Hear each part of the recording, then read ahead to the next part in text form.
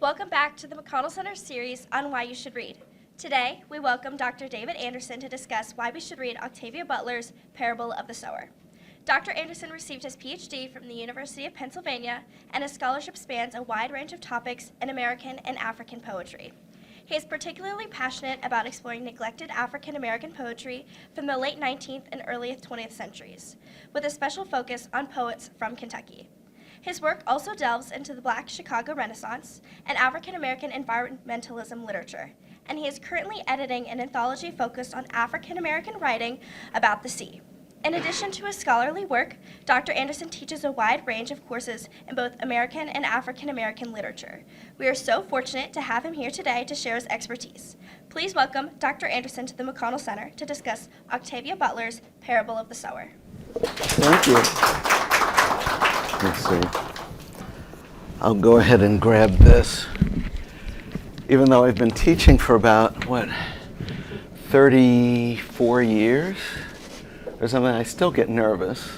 So, please bear with me, but it's a real pleasure to be invited and to speak here today. There are a number of things that I wanted to say about Octavia Butler's Parable of the Sower, which I've taught basically about 2 or 3 times. And I had the pleasure of meeting Octavia Butler when she came to the University of Louisville as a keynote speaker for the Louisville Conference on Literature and Culture since 1900. And unfortunately, she died about a year after she appeared. It was a complete surprise to everyone when she passed at the age of 58. As the result of a fall. It wasn't clear if she had a stroke or something like that. And she was still in the middle of completing a trilogy of novels related, basically the Parable series. So you will have read the first of the series, Parable of the Sower from 1993. There's Parable of the Talents, and she unfortunately didn't finish the final volume of that. She was known for writing a series, often series of novels that looked at particular kinds of subjects. So for instance, and sorry, I had a little PowerPoint, I'll give you this. A picture of Octavia Butler herself. And first of all, when I talk about the importance of a particular writer, I want to first sort of situate them in terms of contemporary or historical literature, their cultural significance, and then I want to begin talking about certain themes. And that's more to be a sort of springboard for conversation rather than anything else. Butler basically was the first science fiction writer to receive the MacArthur Fellowship in 1999. She was the winner of multiple Hugo and Nebula Awards. These are some of the top awards for writers of speculative fiction in her particular field. She is often considered a pioneer in introducing speculative fiction into the African American literary tradition. While there were individual writers who would write future-oriented fiction or experimental fiction of one kind or another, both she and the writer Samuel Delany were pioneers in the 80s, 90s, early 2000s in combining speculative fiction and the various kinds of conventions with the African American literary tradition. She also received the Lifetime Achievement Award from the PEN American Center, and in many ways has been an important influence on following generations of not only African American speculative writers, but on speculative writing, which incorporates science fiction, horror, fantasy, and so on and so forth. We're not that interest in her work ever diminished. It's basically been fairly steady since she began publishing in the 80s. We're still in sort of a cultural moment in which people are profoundly interested in Butler's work. There was a recent Hulu adaptation as well as a graphic narrative version of her most normal novel, Kindred, which is based on slave narratives, but it's basically about a contemporary woman who was sucked back into time, into enslavement, and back and forth, and the kinds of psychological and physical experiences that she has because of it. But also recently there was an opera based on this particular novel itself by Toshi Reagan. There is a drama series in development for her patternist novels, which are an early series of novels before this. Parable of the Sower, which was published in 1993, also was a New York Times notable book of the year in 1994.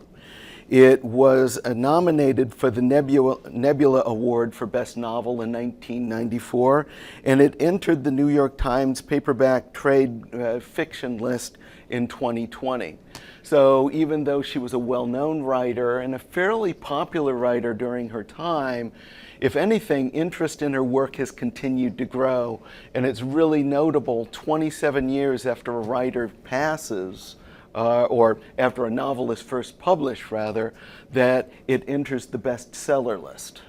So in many ways, I think why we're gathered here today is why read this novel and why is there sustained interest in the novel?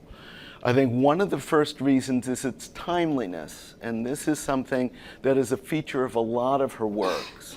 As a contemporary writer, she tried to use speculative fiction, that is, not fiction that's focused solely on technology or science and the power of science, but in many ways dreaming of alternative worlds, alternative societies, but she often was using that as a lens to look at contemporary issues and contemporary subjects. If you think about the 1990s, and fortunately you weren't around, I was.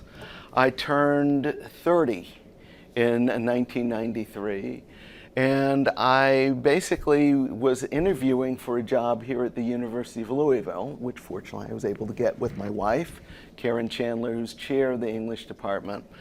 But in many ways, there are many features that you see in the late 80s and early 90s. Not only in Southern California, but also throughout the country.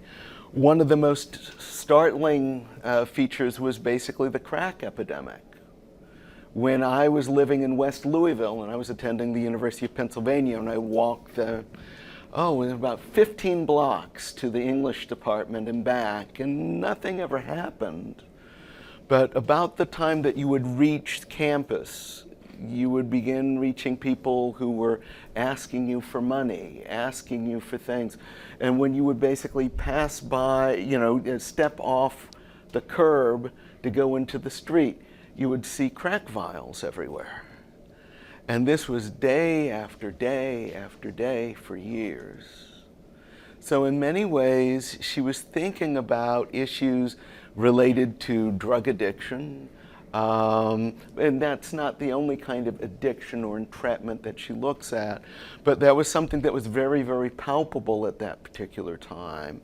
And its harm on communities, its impact.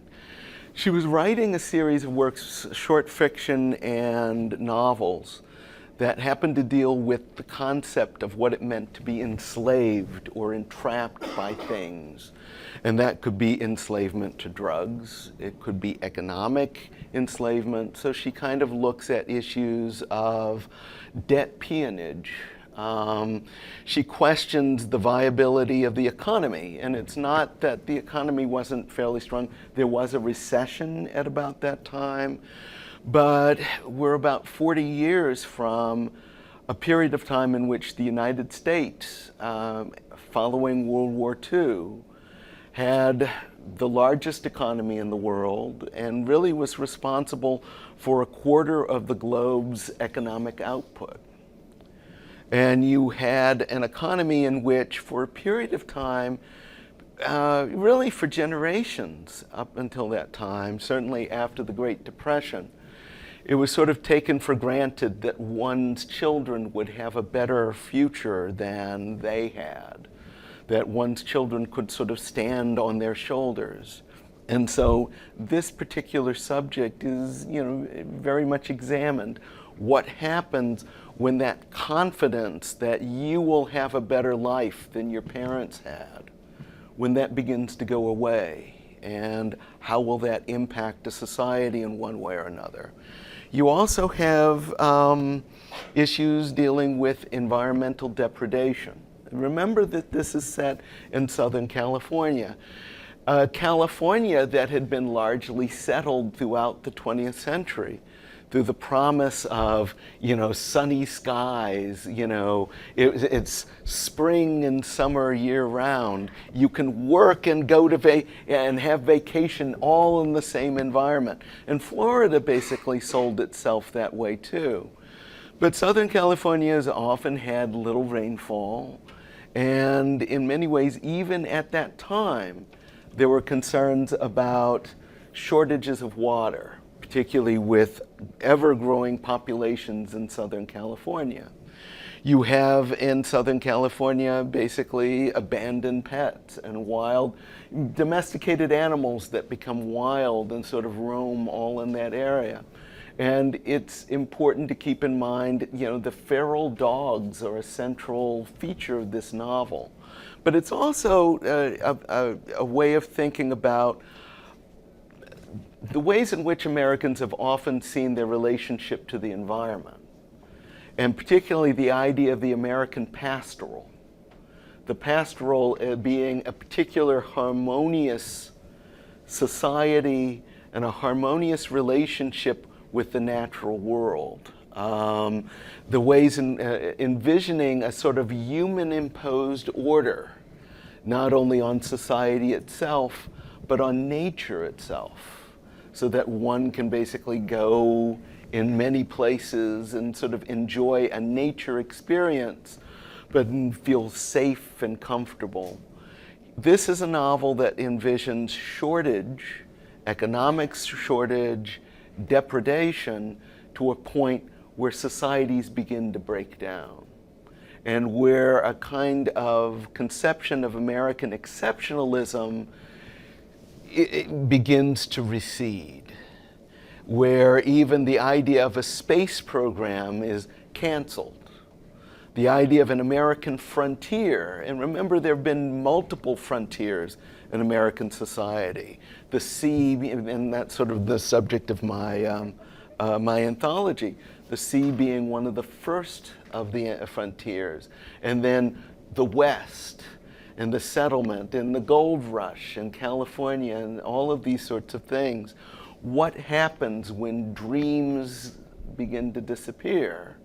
There's the famous frontier thesis, and I'm blanking on the name of the important American historian who delivered his talk about the closure of the American frontier at the Chicago World's Fair in 1893, marking a year after the 400th anniversary of Columbus first sailing to the New World.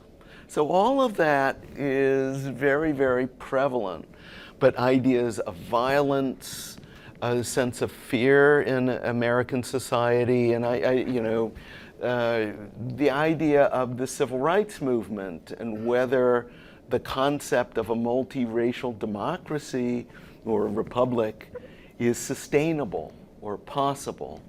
Women, remember in the 1970s, it's the first time in which women could open sort of checking accounts, credit accounts, without somebody signing for them. And the novel basically reflects a generation later.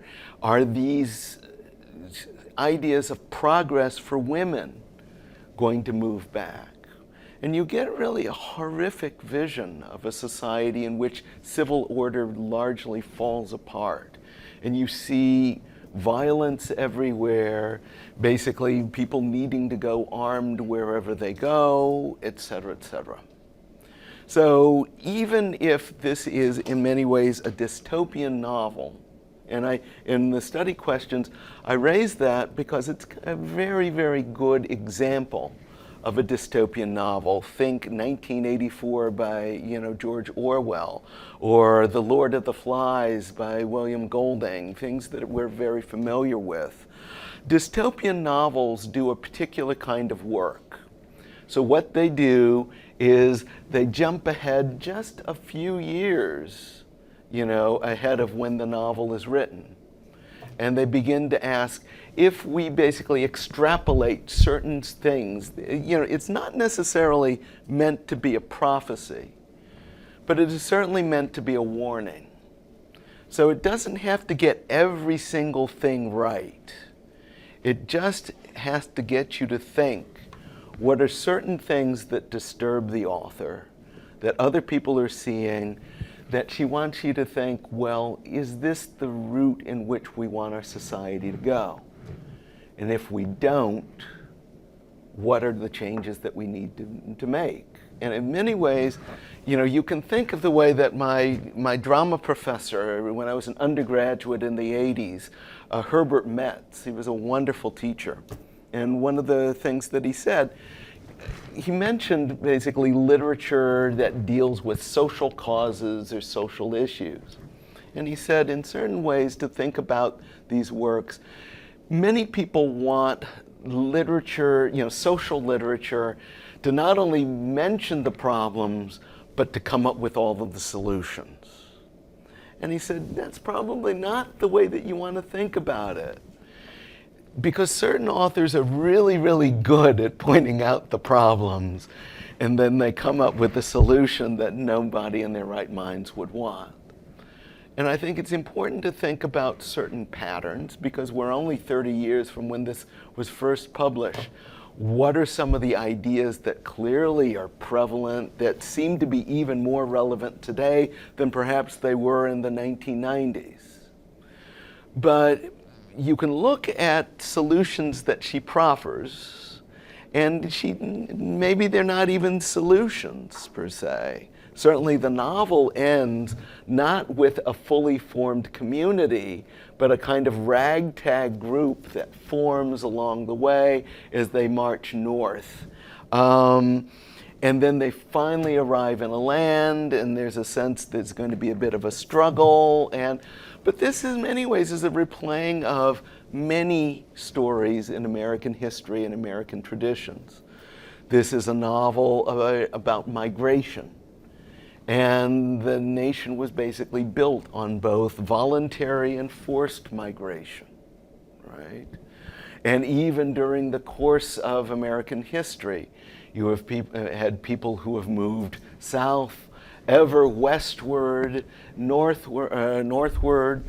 The novel alludes to the slave narrative frequently in the idea of the desire for literacy, the desire for economic freedom, the fear that you won't get it, and the need to basically get out of Dodge City while you can and get on the road in one way or another.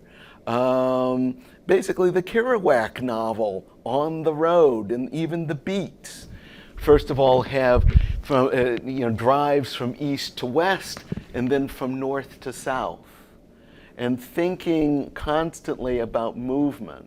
I mean, my own ancestors, those who were free in the 18th and the 19th centuries, there were those who were in South Carolina at about the time of the Haitian Revolution, and the 1780s and 1790s, when a head tax was imposed on free black people.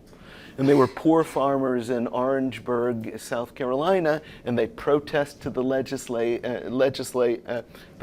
legislature, and they were ignored.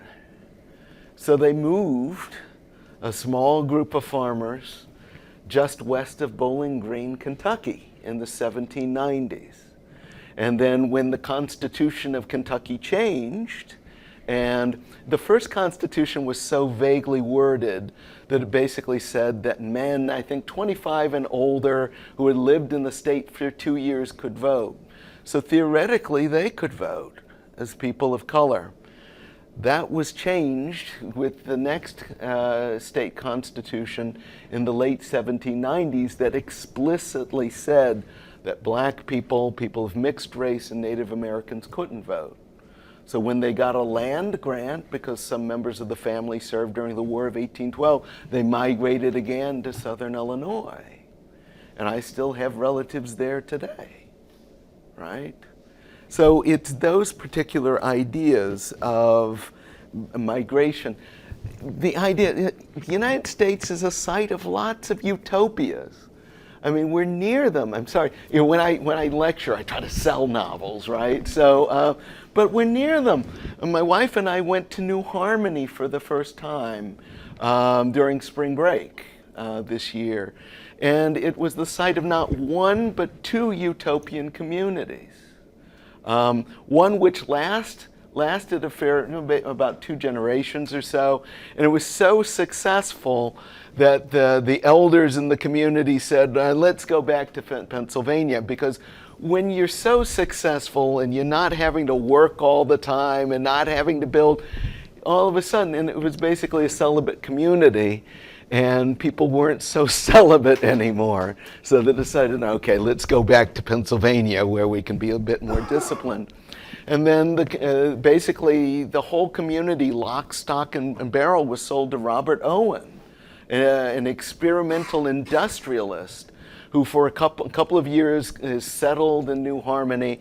But that didn't last very long, simply because what happened? People wanted Owen to do all the work, and they would just be kind of the artists and the intellectuals who would be along for the ride. So it didn't last. American science. The U.S. Geological Survey was headquartered in New Harmony. It was a center for the study of insects. American entomology owes a great deal to New Harmony, Indiana. Or you have the Shakers as well. So this is a nation of not only utopian experiments in what a society can be. Sir Thomas More basically wrote Utopia, Greek for no place. But it was modeled after all of the news coming back from the New World about what societies could be, and the fact that you don't have to have a king and queen to build a society. You could have this kind of governing body. You could have that kind of governing body. The sort of explosion of political writing and social writing, thinking about what? We don't have to have this, we can have that, we can have the other, really owes a lot to the New World. And this kind of alludes to this, right? It's a novel of religious dissent. And it's a coming of age novel too, in which you have a young woman, 15 to 18 years old. And there's a reason why she's an adolescent, right? It's the age of rebellion. You're looking at her dad, who's a college professor, and he's a Baptist minister. It's like everything to make your eyes roll. But also, it's a young person wondering where her future is. What kind of job can she have? I mean, she's experimenting sexually, but she's also thinking, I don't want to marry because, what is there? I don't know if I could have kids, because the kids might lead to my being killed. Could I protect those children? There's no future for her. It's very Freudian in a way that, she's still living at home, right? She can't move out. And even more children had come back home for a period of time. Certainly I did for a year, and fortunately I felt really guilty and kept applying for grad school, and I finally got in. But the affordability of housing, the affordability of anything. These are questions that she's raising in the novel. But also the idea of hyper-empathy. And again, it deals with the kinds of birth defects and other effects from drug use passed from a mother to a child. But, it is really an exploration of a key human trait that is central to civilization, but in this moment is something that can have a profound personal cost, right? And it's also a way, the novel questions traditional gender roles, because Lauren is almost as tall as her father. She doesn't she isn't hippie. She can sort of masquerade as male.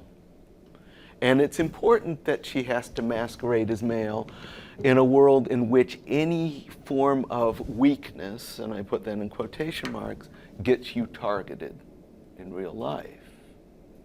But so it's a reflection on ways in which it's beneficial because, I think Butler is sort of asking questions about what are those aspects of nurturing and teaching and empathy that are absolutely important, and who can perform those roles, but who is rewarded for doing those sorts of things. She's contrasted to her younger brother Keith, who is a sociopath, has no sympathy for anybody whatsoever, wants to take on the male role, and that's the only sort of almost redeeming thing about him when he sneaks home at night to basically provide money to his mother.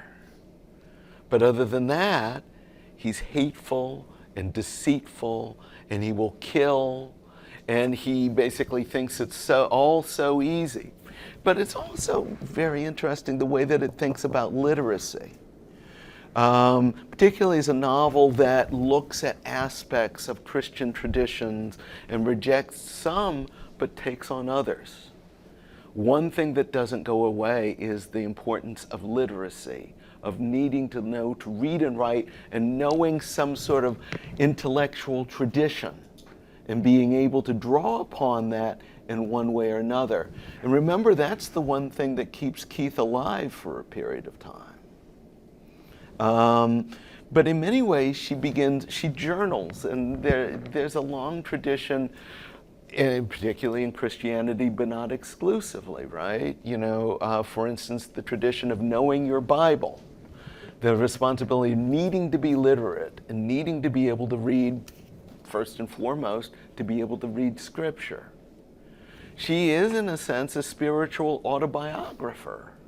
So a tradition of autobiography that goes back to Augustine and so on and so forth. And there's a strong American literary tradition of it with Benjamin Franklin, who in many ways reinvents the spiritual autobiography for a secular age. And then the slave narrative in Frederick Douglass, who clearly knows his Benjamin Franklin and writes, the narrative of Frederick Douglass, an American slave, and modeling his own life after presenting it as a model American life. The American autobiography and reflection on one's state in the world, what one needs to do to be better, are all in this particular novel itself. So I've already kind of mentioned the ways that it converses with a wide variety of American historical, cultural, and even literary traditions. And it makes use of those in very important ways, besides the reflections on religion itself. And it's worthwhile reflecting on Earthseed, right? This notion of a religion in the American tradition of really coming up with a kind of American religion. So she's, a kind of a Franklin and a Joseph Smith all rolled into one, in the ways in which she's thinking through things, how to prepare, this is right out of Benjamin Franklin, right? In those sections in which he keeps a journal of things that he does, and how to be better at this, and how to manage his money. And he basically presents it to the reader as a kind of model. So what she is trying to do, the things that she takes away from her Baptist tradition, she certainly takes away, a knowledge of the Scriptures. Remember, it's her father who kind of reminds her of one of the meanings of the parable of the sower, right? And the idea of speaking in parables to people who may not fully understand. I mean, you of all people know that better than I do, because many of you are thinking about political traditions and questions about human nature, if you can use the term nature, but what humanity is like. and how to speak to people, how to persuade people, how to build communities, and so on and so forth. All of these are really sort of questions that are raised and are sort of modeled. I don't think she's presenting it as the model, but she, the middle of the novel, chapter 14, and it always stays with me. It's the nadir of the novel. It's the absolute low point. And it reminds me of another novel that I read 40 years ago, Catch-22 by Joseph Heller. And that darkly comic novel that you read and you wonder, where's all this humor coming from about World War II and so on and so forth. And then you begin to see where the dark humor is coming from by the end of the novel, where you get a night, my high school teacher described it as a Walpurgis Nacht, right? It's the eve of May 1st, in which the witches come out and so on and so forth. And not to take this in a direction of Satanism or anything like that, but in the sense that in that novel there's a chapter just like this, chapter 14, in which society implodes. And it's worthwhile reading that novel because it's a way of reflecting what she thinks will be the first things to go and who will be the first who will be targeted. But after that, it is a novel of survival and rebuilding, right? And it's a novel that basically is kind of saying that not all institutions will stay. We try to build institutions that will remain strong. But there are questions about republics in this particular novel, and the Republican tradition, the idea of a society that grants people sufficient freedom to pursue their interests and talents, but calls upon those interests and talents at a time, basically civic virtue at a time of crisis. And will people rise up? Will they have the talents? And will they apply those talents at a time of crisis, right? Certainly the idea of a frontier, the idea, the idea behind Earthseed is there always has to be a hope. There always has to be something to shoot for that you and your generation can't quite reach, but you hope other generations will be able to reach. And for her, it's a return to space and to return to the stars. But in many ways, there's the larger question of, well, what are the things that we aspire to? What are the things that get us up, in the morning? What are the things that perhaps we won't see, but our children will see or our grandchildren will see, one of the things that I always think about, and I'm very aware of that, I always think that I'm standing on my parents' shoulders. There are many ways in which I myself am very fortunate. I'm third generation college. I'm third generation grad school, right? But perhaps the person who was most influential on me was my mother, who went to college in the late 40s at a time when African Americans were admitted to Midwestern colleges, but they couldn't live in the dorms and they didn't have access to work study. And she wound up sort of bouncing from school to school. And she wound up at Kentucky State, which is where she met my father. But even though she accumulated all of these credits, she never got a college degree. And if anything, she used the education on me, right? We were basically homeschooled and public schooled and homeschooled and private schooled at the same time. We were in school year round, to be honest. But quite frankly, she couldn't do the things that she wanted to do, and she invested heavily in us. So in a sense, that's kind of what the novel is about. It's asking the reader, first of all, what do you want and what do you want to invest in? And also it's asking the reader, how can you be prepared? the idea of, what is it? It's not chronos, kairos. Kairos is sort of Greek for opportune time, is very central to this novel, and it appears in other literary works too. It's the idea of you don't know when something will happen, when the opportunity will come, but you have to be prepared.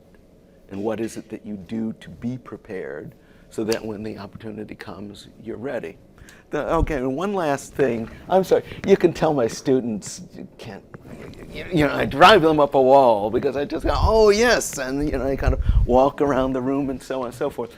But one thing that I keep forgetting, and I forgot to put it in the questions, and I remember this is published in the early 90s, and it's very much, it was influenced by chaos theory, right?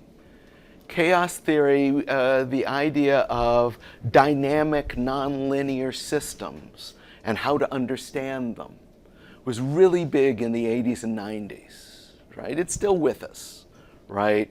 The idea that the universe isn't a predictable Newtonian universe, and now linear equations can explain a lot of the world, right? The theory behind Newton is that with a powerful equation, and this is why he got pushback in the 18th century. Some, gravity sounded like voodoo and magic to some people. It's like, why can't you have a mechanistic world like Descartes? Why this goofy power like gravity? What the heck is that, right? But, the idea behind chaos theory is that you can understand unpredictable systems suddenly become somewhat predictable, right? With Newton's equations, you can trace a particle through time, and if nothing bumps into it, you could trace it throughout all of time. An amazingly powerful idea, but chaos theory and various people who were working on ideas of nonlinear systems began thinking about things that look unpredictable and certainly have a great deal of ways in which they could go.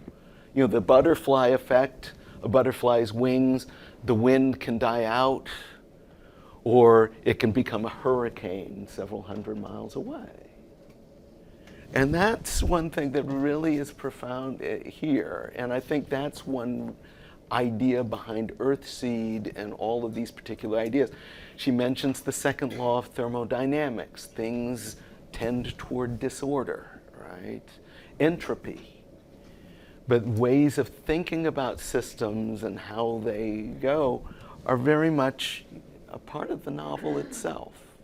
So that's just to throw out a whole bunch of random ideas, and then I walk out, as you ponder it. But I guess to open it up to things that maybe you observed or that stood out to you. One other thing.